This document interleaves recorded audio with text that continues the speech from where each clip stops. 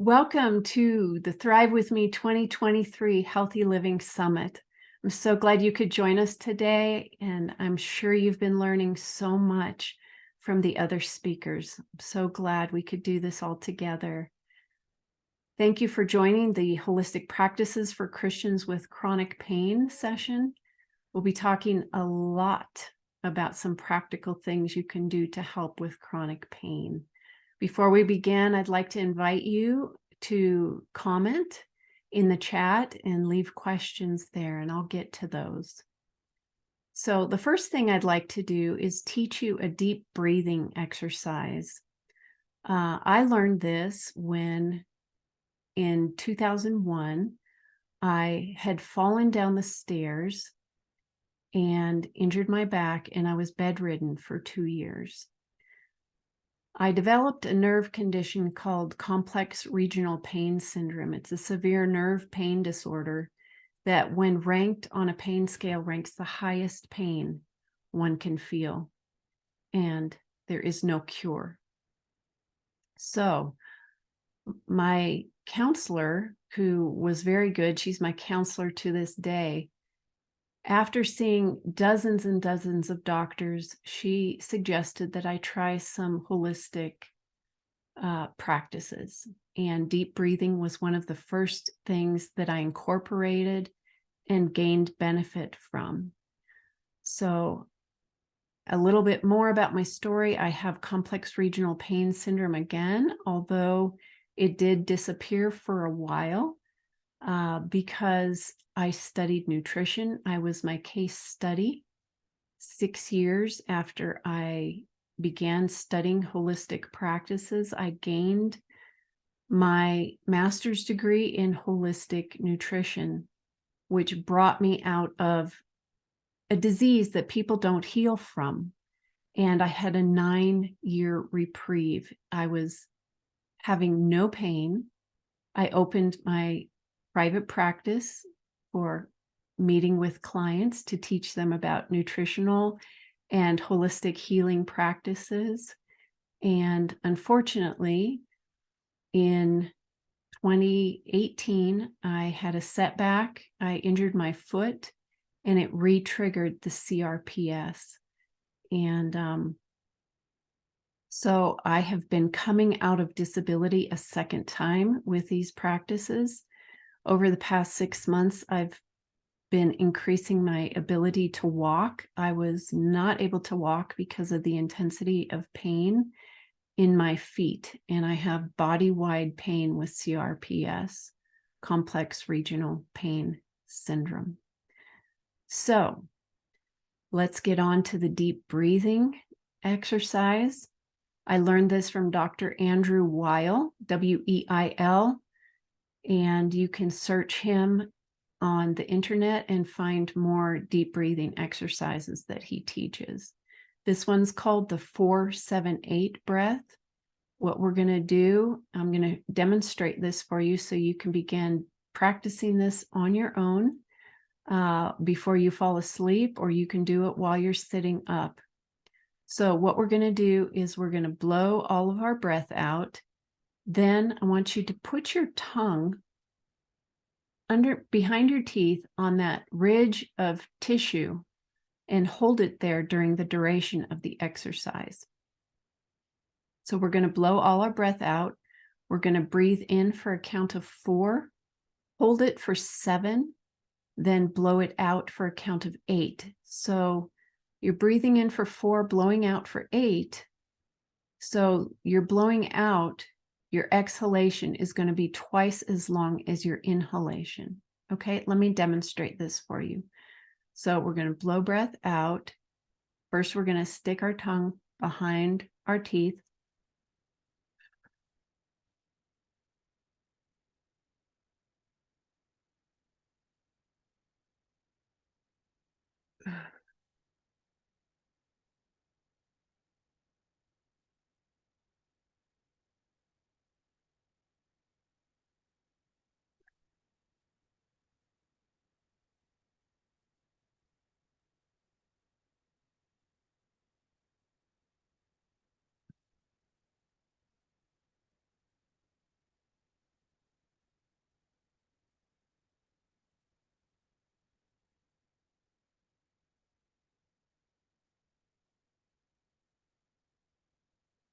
Okay, so I did that for 4 cycles.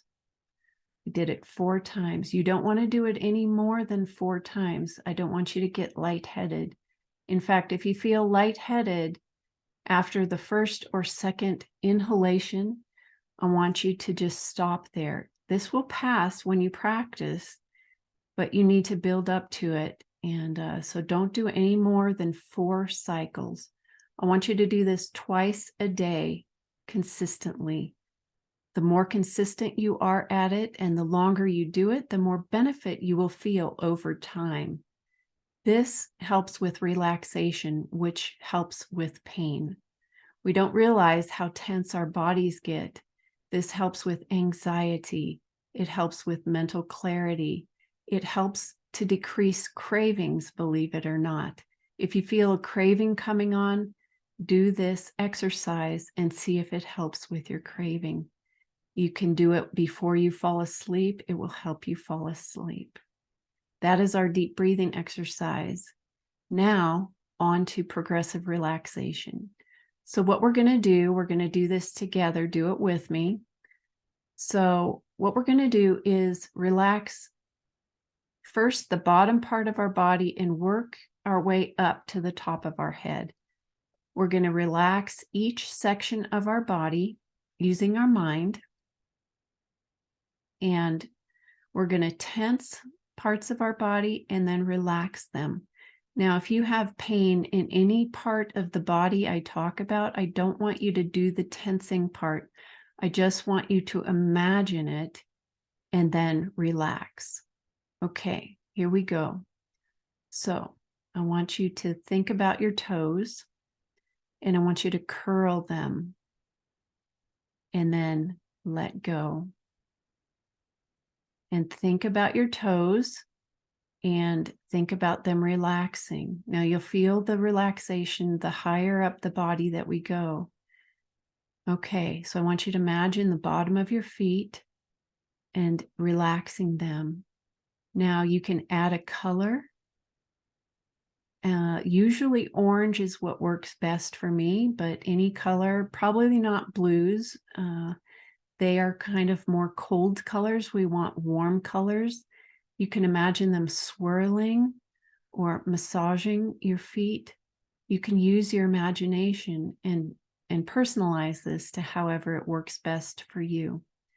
So imagine the swirling color of orange on the bottom of your feet and relaxing the bottom of your feet. Now let's move up to our ankles. The swirling color is warming your ankles. You can't really tense your ankles very well, but you can imagine the swirling color. Okay, now to tense your calves, pull your toes toward your knee and tense your calves for a few seconds, then let it go. Imagine relaxation moving up your body, back down your body. Each part of your body is becoming more and more relaxed. Okay, now think about your knees. Relax your knees, behind your knees. The warm color, melting butter, can flow down your legs and feel that melting sensation throughout your body. Okay, now let's tense our thighs and our buttocks. Now you're doing this with both feet and both sides of your legs. So tense both calves, thighs and buttock, and then let it go and feel the relaxation entering your body and the tension leaving your body. It's not welcome here anymore. Let it go. It can go fly away.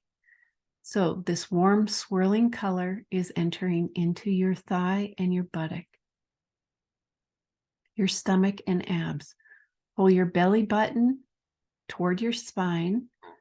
Feel that tension in your abs for a few seconds, then let it go. You can breathe deeply. Let the tension out. Let the relaxation enter in with your inhalation. Okay, Now think about your back. If your back does not hurt, gently arch it and then let it go. Now you'll probably be doing this when you're laying down more than you are sitting up. We're just demonstrating this sitting up today. If you are getting relaxed, make sure you have something behind your back so you don't fall off your chair. We don't want anyone getting hurt during this exercise. So hopefully you're getting relaxed. Now, imagine each of your vertebrae having that swirling sensation going up and down through your vertebrae, around your vertebrae, and feel your spine relaxing, melting like butter. And let it out. Breathe it out. Exhale the tension out. Inhale relaxation in. Okay, now your shoulders and your neck. So your shoulders and your neck are where most of the tension probably that you feel is settled there. That's where a lot of us feel this tension. So I want you to raise your shoulders up for a few seconds, then let them down, let them relax. Feel the relaxation going all the way down throughout your body. If you're feeling a tingling sensation, this is good.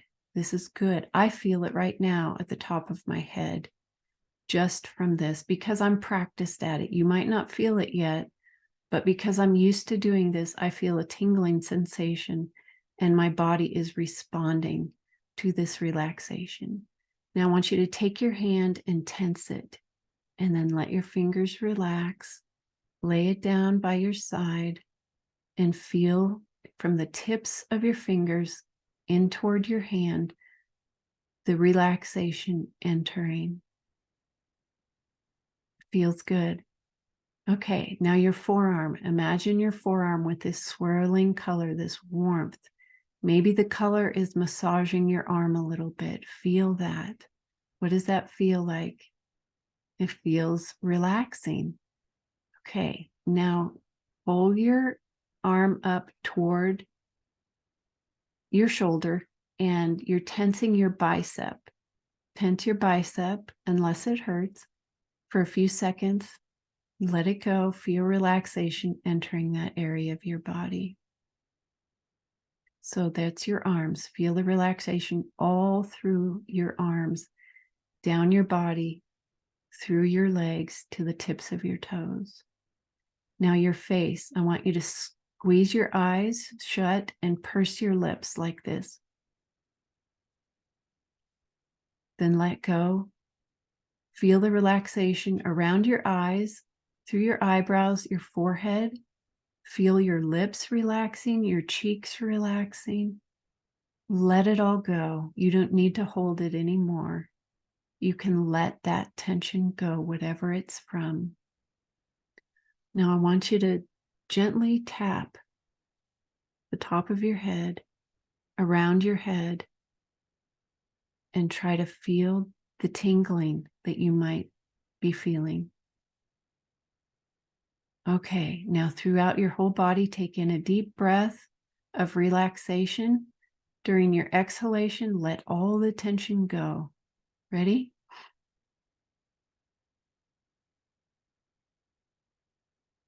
Your body should feel much relaxed, much more relaxed than when we started. That is progressive relaxation. Now on to changing your brain. Changing our brain is for trauma that we've experienced.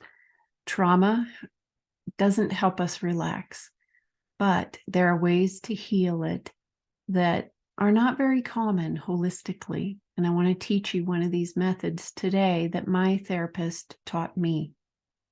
This is free for you. It cost me a lot of money, but I'm going to teach it to you today.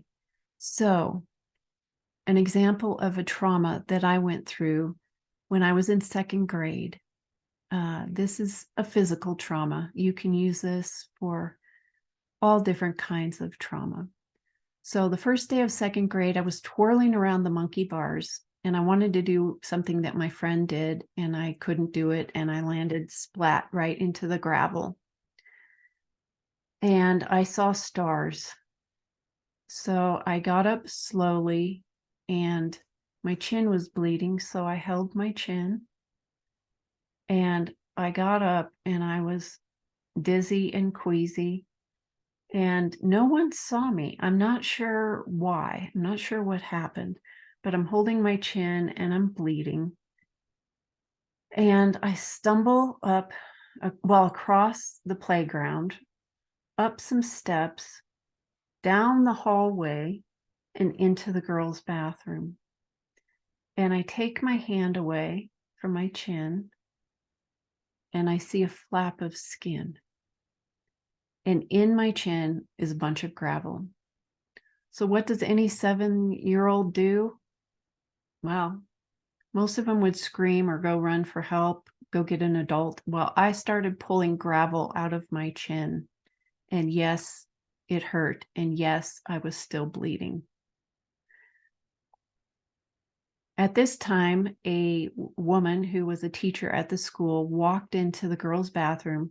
She's the one who screams, and she takes my hand and takes me to the front office and calls my mom. My mom picks me up, takes me to the doctor, who continues pulling gravel out of my chin with tweezers, and he stitches me up. Now, what was traumatic about this for me, one is I love school and I missed the first day. So that's a minor trauma. But I was alone in this situation. And it seems I have so many memories of getting hurt and handling this situation by myself. I was either embarrassed or afraid to ask for help. I was very shy.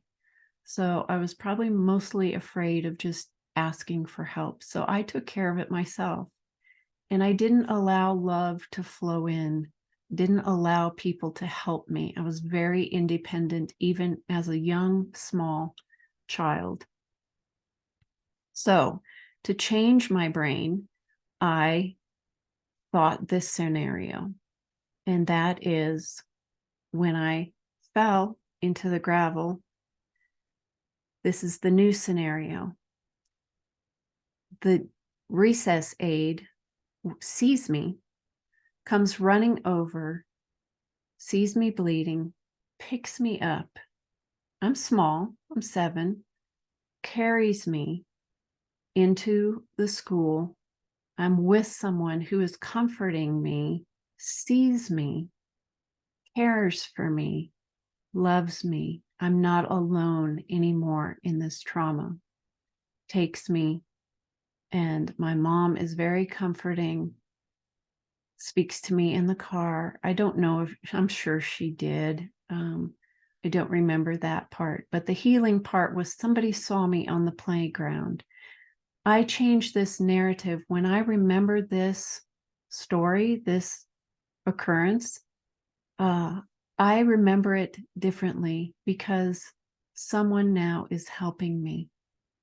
I know the real story. I know what happened, but new neural pathways are developing in my brain because my brain doesn't know any differently than what I feed it. So if I feed it this new scenario, it creates new neural pathways that change my memory, heal my brain. This is change your brain scenario. Now, we're going to talk about supplements.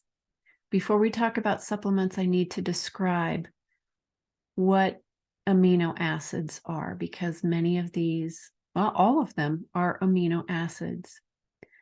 Amino acids are the building blocks of protein. If you are recovering from something, or if you have, like me, a disease or a syndrome, I guess mine is a syndrome, some kind of pain, you need a lot of protein. Now, what does a high protein diet look like? In a day, it looks something like this: Canadian bacon and eggs for breakfast, a turkey sandwich or a beef sandwich for lunch with a lot of turkey or a lot of beef or a combination of both if you like that. For dinner, salmon. Okay, protein at every meal. Protein snacks could be nuts, seeds, beans. You've got a lot of protein options. Protein helps heal the body, and this is why, because amino acids, there are 20 of them, they make up what protein is. And these are separated out into protein supplements. It is much better for you to get your protein from food than it is from supplements. And it's much better to get your protein from food or supplements than it is from a protein powder. So you can use powder and supplements to supplement your diet, not take the place of. Okay, so some of these supplements are tyrosine. I take tyrosine in the morning. Okay, I need to give a disclaimer here. So I am a nutritionist. I am not a doctor. I cannot prescribe and I cannot give dosages. If you do not consult your doctor and do some of these practices, I cannot take responsibility for any ill effects that may happen. It's unlikely because these are protein, these are food supplements, but you must consult your doctor before you change anything you're already doing. I cannot take responsibility for any ill effects that you may have. I'm just simply teaching, describing, telling you what I do. You can talk to your doctor separately, but it's between you and your doctor how you move forward, if you move forward with trying any of these. Okay, so tyrosine I take in the morning for mood. I am not on an antidepressant, even though I have severe chronic pain daily. Tyrosine helps my mood. You can take it twice before morning. If your doctor gives you the go ahead, you don't want to take it in the afternoon because it stimulates.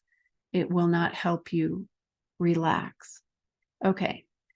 Tryptophan is another one. Tryptophan is something that is in turkey. Turkey helps you relax. You know this if you've eaten a lot of turkey on Thanksgiving. That's a normal reaction, is that it makes us sleepy. Okay, it's also a lot of food in your stomach that's digesting, but it's tryptophan, which is an amino acid in the protein in the turkey that makes you sleepy. Tryptophan encourages sleep. You can take this before bed to sleep. Again, consult your doctor. Theanine is another one that I take, and it is what's in green tea. So it's in green tea naturally. You can drink green tea to get the same effect. I need a little bit more, so I take theanine to help relax me. This is good for anxiety, relaxation, and pain, because relaxation helps pain. Lastly, DL-phenylalanine. Don't worry about the spelling. I'll put it in the chat. DLPA, it's also called. Now, this is a wide range analgesic. It's a 20-chain amino acid. It is so good for relieving pain. DL-phenylalanine. Talk with your doctor. If they don't know what it is, they can refer you to me, and I can meet you in a nutrition consultation and teach you about this with their permission and with their guidance. Okay, so that's some supplements that help.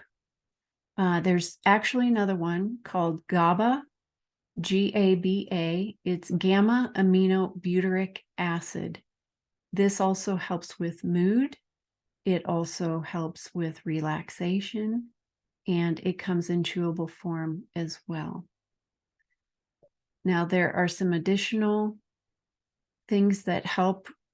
I can't share them all right now. We have very little time to share all these great holistic practices. But again, if you're interested in a nutrition consultation, I am available for that. You can reach me at my website, www.darcijsteiner.com. I'll put the spelling in the chat because it's a little bit different of a spelling, but you can reach me there and learn more about my nutrition practice, my speaking opportunities, and my book. And speaking of my book, you will receive my free book, my free ebook, if you sign up for my newsletter, which is The Upside of Suffering. And when you go to my website, if you scroll down, down, down, you will see the place to fill in your information to receive that free ebook by signing up for my newsletter, which comes out twice a month. So it's not very often, and I won't send you anything else. So again, there are other things I can teach. I love visualization, which has also benefited me. I use it when I go into MRI machines and I relax in the MRI machine and I go on a walk in my mind. And it usually lasts about 40 minutes. My walks that I used to take before I became disabled were 40 minutes. And so I have had about 14 MRIs in the past 4 years. So every time I go have an MRI, I go for a walk in the MRI machine. So I'm so thankful for the opportunity to teach you some things today. Again, talk with your doctor before implementing any of these ideas. And if you'd like to learn more, I'm available. Just let me know. And please write your questions in the chat. I would love to answer them and be here for you. Thank you for your time today. Take care.